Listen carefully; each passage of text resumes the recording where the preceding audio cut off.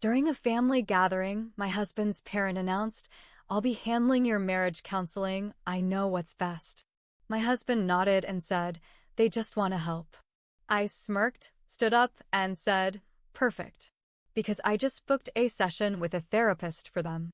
Their faces dropped as the therapist walked in. It was a crisp autumn afternoon in Boston. The kind where the air is cool enough to warrant a light sweater, but the sun still offers a comforting warmth. Leaves, painted in shades of amber and crimson, rustled underfoot as family members arrived at our brownstone in the South End. The neighborhood, known for its Victorian-era row houses and tree-lined streets, provided the perfect backdrop for our gathering. Inside, the aroma of roasted turkey and pumpkin pie filled the air. Our dining room table was set with the good china, a rare occurrence reserved for special occasions. Laughter and chatter echoed through the halls as relatives reconnected, sharing stories and updates. Children played in the living room, their giggles a testament to the joy of family reunions. As everyone settled into their seats, Daniel's parents, Margaret and Richard, exchanged a glance. Margaret cleared her throat, the room gradually quieting as conversations tapered off. She stood, smoothing the wrinkles from her skirt, and addressed the family. "We've noticed some tensions between Daniel and Emma," Margaret began, her eyes scanning the room before settling on us. "After much consideration, Richard and I have decided that we'll be overseeing your marriage counseling. We believe we know what's best." A heavy silence enveloped the room. I felt my pulse quicken, a mix of anger and disbelief bubbling beneath the surface. Before I could formulate a response, Daniel nodded, his expression neutral. "They just want to help," he said softly, avoiding my gaze. I took a deep breath, forcing a smile that didn't reach my eyes. Standing slowly, I adjusted my blouse and looked directly at Margaret. "Perfect," I replied, my voice steady. "Because I've just arranged for a therapist to join us today for you both." Gasps rippled through the room. The front doorbell rang, its chime echoing ominously. All eyes turned as I moved to open the door, revealing Dr. Evelyn Harper, a renowned family therapist in Boston. She stepped inside, her presence commanding yet approachable. Margaret's face drained of color, her mouth opening and closing as she struggled for words. Richard shifted uncomfortably, his gaze fixed on the floor. "Good afternoon," Dr. Harper greeted, her tone warm. "Shall we sit?" The room remained silent as Margaret and Richard hesitated. After a tense moment, they moved to the sofa, perching stiffly on the edge. Dr. Harper settled into an armchair opposite them, crossing her legs gracefully. I returned to my seat beside Daniel, who looked both surprised and apprehensive. The rest of the family watched intently, the usual lighthearted atmosphere replaced with palpable tension. Dr. Harper clasped her hands together, her gaze gentle yet probing. "Margaret, Richard," she began, "I understand you've taken an active interest in Daniel and Emma's marriage. Can you share your reasons for wanting to oversee their counseling?" Margaret straightened, regaining some of her composure. "We've observed disagreements between them," she said, her voice measured. "As parents, we feel it's our responsibility to guide them back to a harmonious path." Dr. Harper nodded thoughtfully. "It's natural to be concerned for your children's well-being," she acknowledged. "However, it's also important to recognize the boundaries between parental guidance and a couple's autonomy." Richard shifted again, finally speaking up. "We only want what's best for them," he murmured, his eyes still averted. I leaned forward, my hands clasped tightly in my lap. "We appreciate your concern," I said, my voice tinged with emotion. "But your involvement often feels more intrusive than supportive." Daniel exhaled slowly, finally meeting my gaze. "I didn't realize how much this was affecting you," he admitted, his brow furrowed. "I thought staying neutral would keep the peace."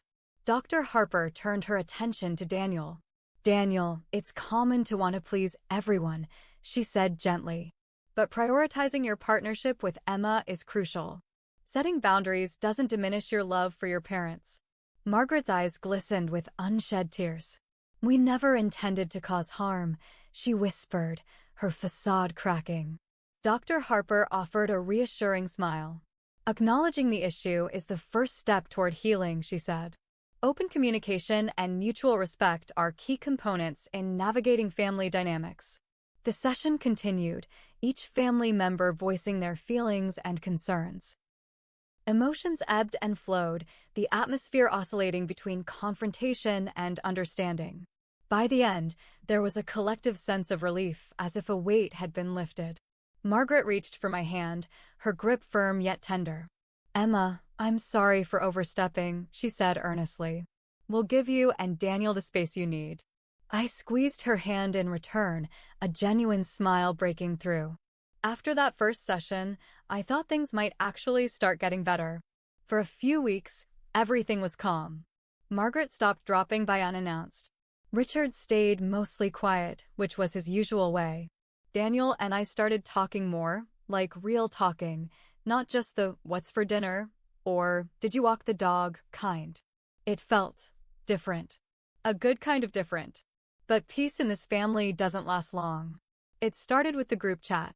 Margaret texted everyone, me, Daniel, his two sisters, and Richard, about a family vision meeting. She said it was just a way for us all to stay on the same page and keep the family strong. It sounded harmless on the surface, but my gut told me it wasn't. Daniel, as usual, was passive. "It's just one meeting," he said, already scrolling through his phone. "We'll go, we'll listen, we'll leave." But something about the tone of Margaret's message made my skin crawl. Still, I went. We showed up at their house in Newton, big colonial, white shutters, looks like something out of a magazine. Margaret was already waiting with her color-coded binders, and she had made name tags for everyone. Yes, actual name tags. There was even a printed agenda. First item? Family values and behavior standards. I swear I thought I was on a hidden camera show. Margaret started going down the list of what she called observed issues. Most of them weren't even about Daniel or his sisters. They were about me. Emma tends to isolate herself during family dinners. Emma's tone can come across as dismissive. Emma's decision to not have children yet is concerning. I looked at Daniel. He wouldn't even meet my eyes. And then she pulled out the biggest twist of all. She had spoken to her church counselor, someone Daniel and I had never met, and arranged for them to check in with us weekly. Without asking. "I just thought it would help you both stay on the right path," she said, with this smile that didn't touch her eyes. I stood up. I didn't say a word. I just walked out. Daniel followed me out 10 minutes later. "I didn't know she was going to do that," he said. I believed him. Kind of. But it didn't matter. Because at that point, I knew something had to change. That night, I sent an email to Dr. Harper. Not a text. An email. I needed a paper trail. I explained what happened. I asked for a private session, just me. No Daniel. No in-laws. I needed to figure out what I wanted before I tried fixing anything else. And that's when everything started to really unravel. Dr. Harper scheduled me in that same week. I showed up early, hands shaking. I'd never gone to therapy alone before. But the second I sat down and started talking, the words just poured out of me. I told her everything. About the meeting, the binders, the fake check-ins. About how Daniel always defaulted to his parents, even when it was humiliating for me. About how I felt like I was constantly auditioning for their approval and failing. Dr. Harper listened. Then she said something that hit me like a freight train. "Emma, are you sure you're married to Daniel and not just a permanent guest in his family system?" That night, I couldn't sleep. I looked over at Daniel in bed beside me, scrolling through Reddit or YouTube or whatever he did to escape. And I realized I didn't know if he was ever going to change, or even wanted to. The next day, a package arrived. A big one. It was from Margaret. Wrapped in tissue paper and ribbons like some twisted present. Inside, a printed marriage handbook she wrote herself. Literally. It was 78 pages. Printed. Bound. With a table of contents and everything.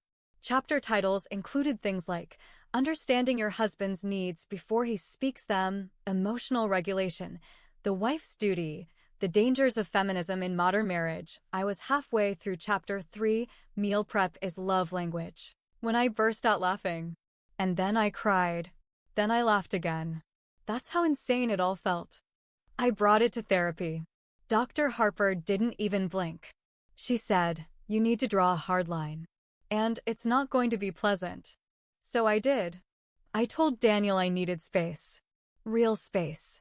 Not the "I'll go for a walk" kind. I told him I wanted a trial separation, 30 days.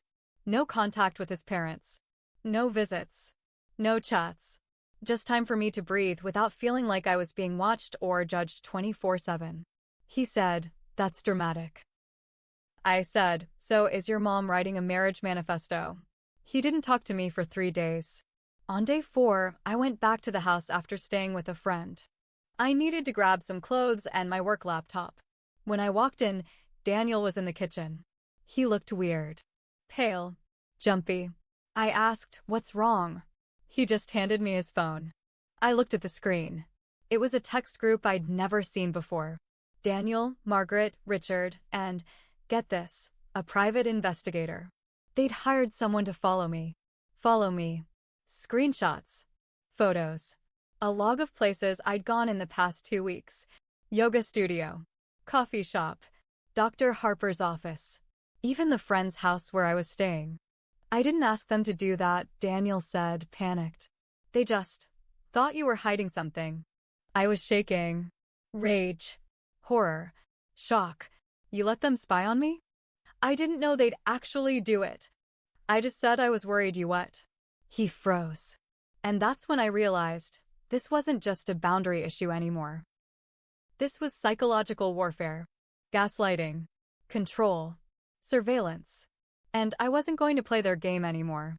So I did something I never thought I'd do. I booked a meeting with a lawyer. Not for divorce. Yet. For a cease and desist order. On his parents. Because if they wanted to play games, I was finally ready to go all in. The lawyer didn't even flinch when I explained what was happening. She'd seen this kind of thing before. They're enmeshed, she said. Tight-knit but toxic. If you want your life back, you'll need to burn it down legally, not emotionally.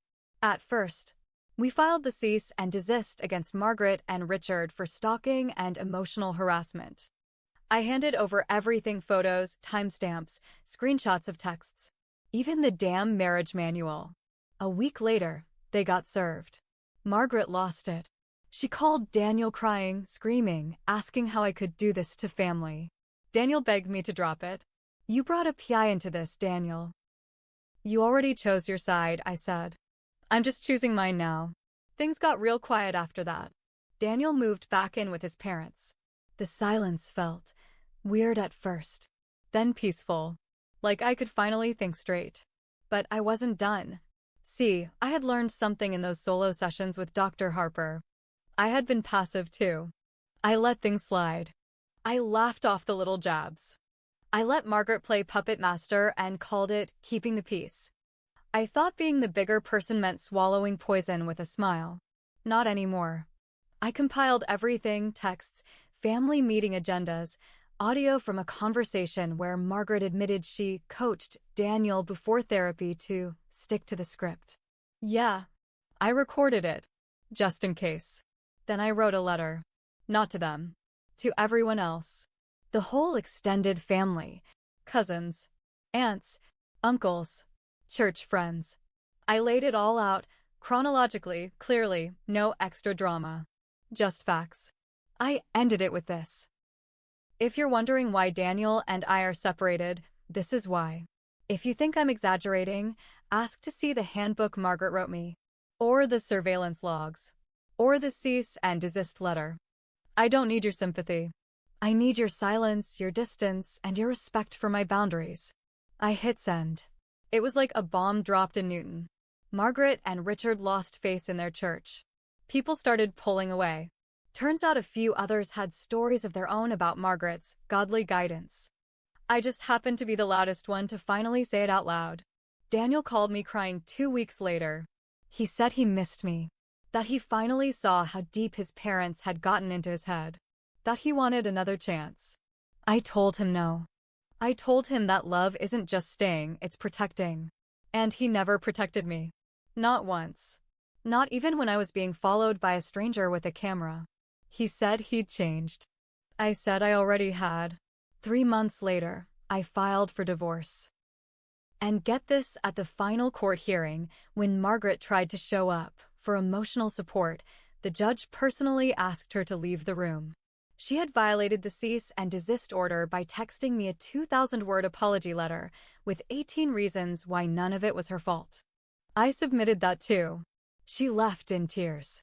I left in peace. Dr. Harper asked me once, "What would winning look like to you?" I used to think it meant fixing everything. Now I know winning means walking away and never looking back.